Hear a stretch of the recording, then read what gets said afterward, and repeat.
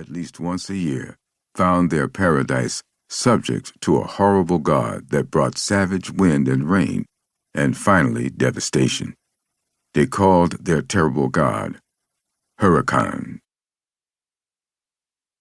In the beginning, 5,000 miles away from Galveston, out in the Atlantic, the surface water of the deeps reached a comfortable temperature of 81 degrees. Way up high, the conditions of the atmosphere allowed the warm air from the great ocean to rise, and it rose, and the trade winds from the east met this moment in time, and the sky and the sea were disturbed. And from this, it was born. Tuesday, September 4, 1900, 4 p.m.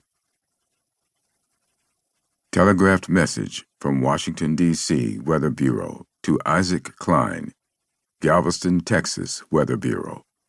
Telegram: tropical storm disturbance moving northward over Cuba. 6:30 p.m. On an afternoon hotter than two rats fucking in a wool sock, John McBride, 6 foot 1.5 inches, 220 pounds, ham-handed, built like a wild boar, and of similar disposition, arrived by ferry from mainland Texas to Galveston Island, a 6-gun under his coat and a razor in his shoe.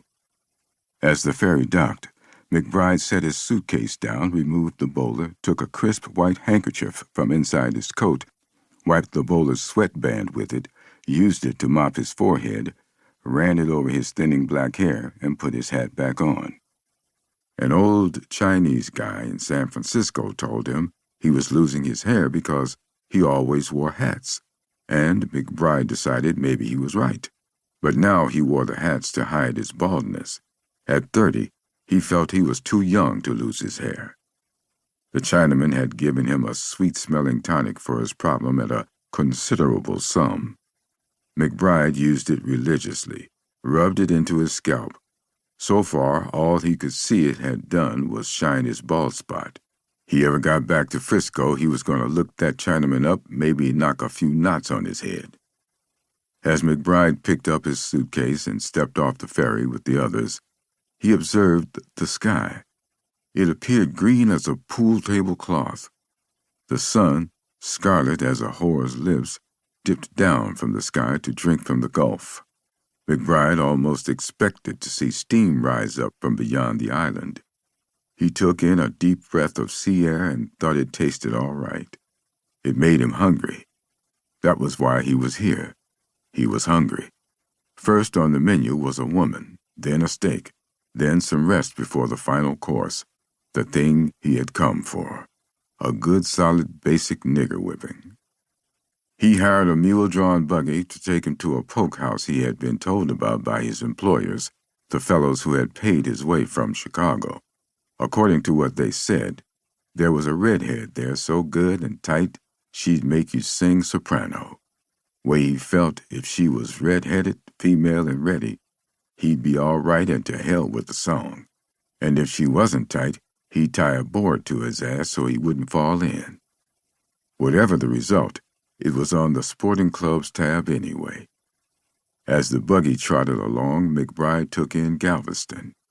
It was a southernist version of New York, with a touch of the tropics. Houses were upraised on stilts, thick support posts actually against the washing of storm waters, and the beach hotel was as magnificent and garish as anything McBride had seen anywhere. It was mauve-colored with bright green eaves, and its great dome was striped garishly in red and white. In McBride's mind, the color scheme brought to mind what he would think the king of all circus clowns would choose for his own home. Out front, a fountain gurgled a steady supply of fresh water in a magnificently wasteful manner. McBride could see a number of men dressed out in their finest coats and top hats, wandering in and out of the hotel. Scandalously unchaperoned women in brightly colored dresses were visible as well. McBride smiled at that. He had heard that nude bathing was popular on the beach at late hours, and from the looks of some of these